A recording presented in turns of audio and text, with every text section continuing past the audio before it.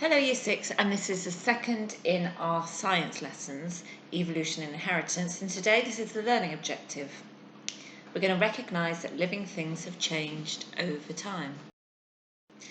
So we're going to do that by looking at a story about moths. Now this story is written by Isabel Thomas and Daniel Agneas, and it's an evolution story. We're going to think about those variations. Do you remember we thought about variations last week? What's another word for variations? It's differences or changes from parent to child.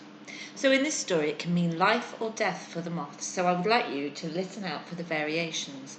What's a successful variation at each point? So in this book the moth is a peppered moth. All peppered moths are similar but they're not identical. You can have dark peppered moths. You can also have light peppered moths. So I'd like you to listen out to what happens to the moths in the first part of the story. And here's a picture of the moths. A dark speckled moth and a light one. I bet you can tell which one's which. Okay, let's start the story. So, this is a story of light and dark, of change and adaptation, of survival and hope. It starts with a little moth. Look, what's that moving in the moonlight? A shiny cocoon wiggles and jiggles. Something is waking up from a long winter's sleep. 6 little legs uncurl, 2 tiny antennae unfurl, and 4 salt and pepper wings stretch and quiver in the breeze. Watch out, hungry predators are nearby. Quick, fly away. You can just see the ears of the hungry predator. A cat probably going to enjoy catching it more than eating it. The peppered moth joins its sisters, brothers and cousins. Most have speckled and freckled wings. But sometimes a peppered moth is born with wings as dark as charcoal. The moths flitter and flutter, skitter and swoop, and loop the loop all night long. They look for food and try not to get eaten themselves. Watch out for bats. As the sun rises, nighttime creatures must find a safe place to rest. Peppered moths doze on lichen-covered branches. Be silent, be still. Someone else is looking for food now. Who is disguised and who will survive? Oh no, charcoal black wings are easy to spot on pale branches. These dark coloured moths will be a feast for hungry chicks. So, let's just take a minute, you can pause the video if you like, to think about what's happening. What do peppered moths camouflage themselves against? They hide in lichen-covered branches. So what can you tell us about the moths that get eaten? They stand out because they're darker. They stand out against the pale branches. So let's keep going with the story now. The speckled, freckled moths are masters of disguise. Their salt and pepper wings keep them safe from hungry eyes. The very next night, they lay eggs of their own. The new moths will have salt and pepper wings too, just like their parents. Every year, the same thing happens. Hundreds of tiny eggs hatch. The moths with the best camouflage survive long enough to have children and pass on their salt and pepper wings. This is why most peppered moths were speckled and freckled, until the world began to change. So let's pause here again. Do all the moths live long enough to lay eggs? No, just the salt and pepper ones, the ones that are good at camouflaging themselves.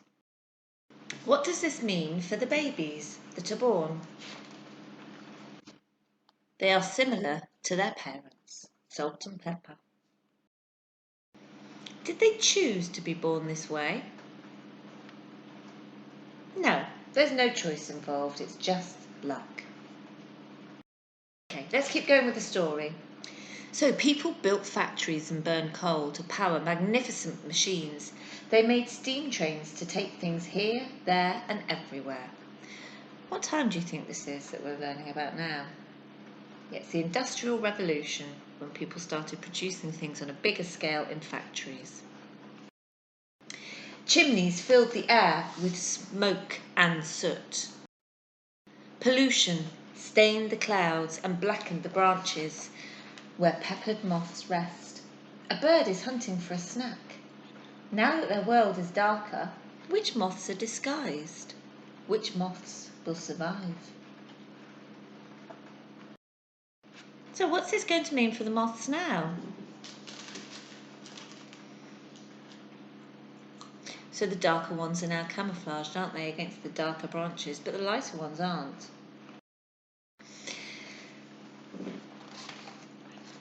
The darkest moths are masters of disguise. Their charcoal-coloured wings keep them safe from hungry eyes. They now live long enough to lay eggs of their own and pass on their wing colour to their children, grandchildren, and great-grandchildren. After 50 years, there are just as many peppered moths as there have ever been, but most of them are charcoal-coloured now, and speckled, freckled moths are rare.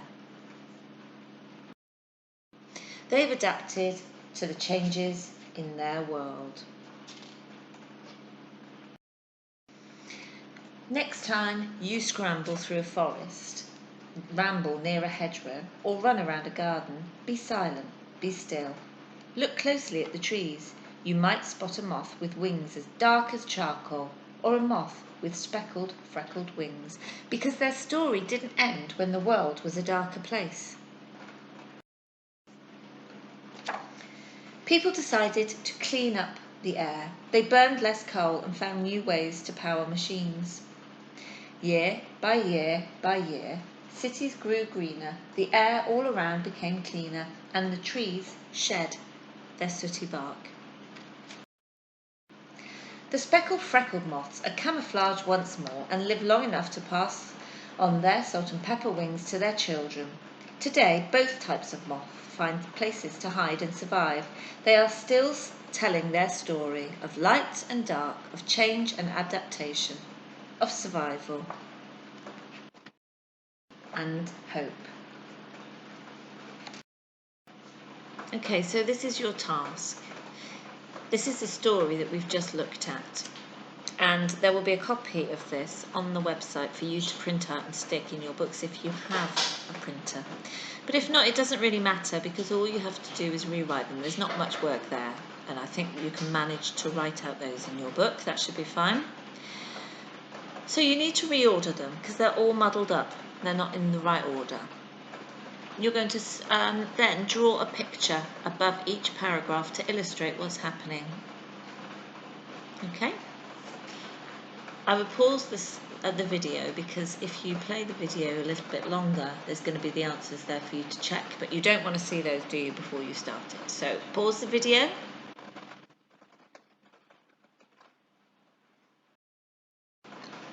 Okay, so we have heard the story of the peppered moth and how a variation led to the peppered moth being more successful and more able to survive. First of all, if it was darker, and then if it was speckled. That change is evolution that we've been looking at, and it happens over a long period of time. So it's a really lovely example, isn't it?